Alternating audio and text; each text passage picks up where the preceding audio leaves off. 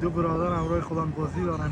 مجبور سرد دالاست، هوا سرد است اما خیلی لذت بخشه زندگی های پدر دیدن و با هم بازی کردن. خداوند اینا را صحت و سلامت داشته باشه، آینده پر از خیر و برکت نصیبشان کنه، انسان های مؤمن متدین باشن تا که خدمتگزار فامیل و دین و جامعه و مردم های خود باشن. هیچ انسانی از اینا ضرر نبینه جز نیکی و خیر. شما و فرزندایتان هم چنین آرزویی را دارین. کوشش کنی وقت داشتی بیرون ببریشان تا لذت ببرن، ساتیری بکنن. فرصت های بزرگی است. همونطور که حضرت محمد صلی الله علیه و با امام و حسن بازی میکرد، شما هم با فرزندایتان بازی بکنید، زمینی خوشحالی برایشان مساعد بسازید.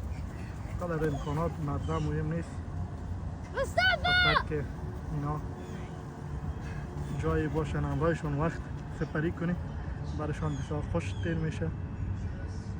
من همیشه روزای رخصت میباشم کوشش میکنم که اینا رو بیرون ببرم تا که کنار هم بازی بکنن، ساتیری بکنن، از هم لذت ببرن. خداوند به کلگی خیر و سلامتی و عافیت و پیروزی نصیب بکنه. یکی مصطفی است، خورترک مصطفی است، کلامش یونس است.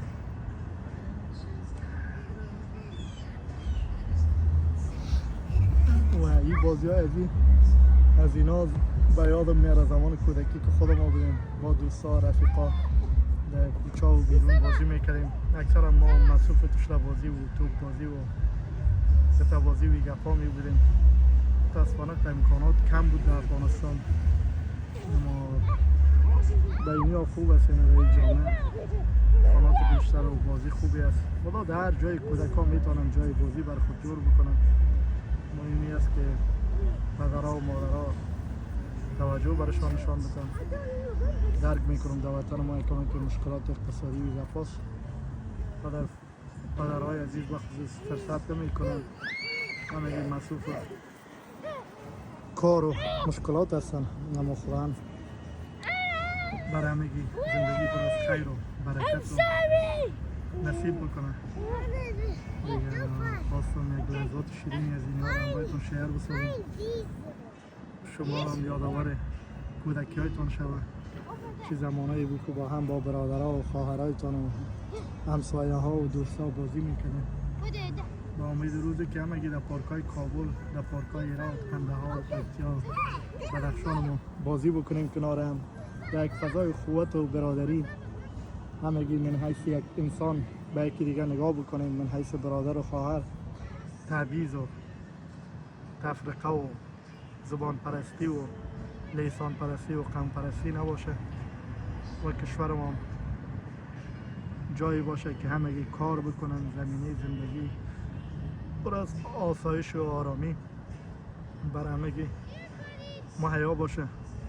متاسفانه تا زمانی که ما کودک بودیم و جوان بودیم وطن مملو از مشکلات بوده.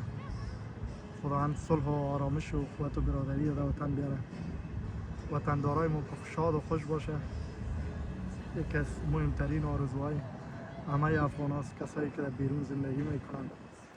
وطن خیلی عزیز شیرین است وقتی انسانی را درک میکنه. زمانی که بیرون از افغانستان زندگی بکنید باز لذت وطن براتان بیشتر میشه. وطن دوستی، وطندار، چون اون محبت ها و برادری و قوتی که در افغانستان است، احترامی که بین خود داریم در افغانستان در این کشورها دیده نمیشه. اینجا همش کار است و خانه میایی و کار میری و قدر روابط اجتماعی خیلی ضعیف است. آمریکا فکر کنم جامعه اروپا هم همچی یک چیزی باشه، ولی افغانستان ما در روابط اجتماعی فکر نکنم هیچ کشور جورش باشه. همین قد که زمینه کار و زندگی برای هموطنان ما مساعد شد و اقتصاد بهتر شد، دیگه وطن ما بیشتر روی زمین میشه. و امید همون روز دیگه شما هم عافیت آرام باشین. ما میرم کتی بچه ها شروع میکنم بازی را، ببینم چطور از میتونیم یا نمیتونیم. سلامت و عافیت باشین.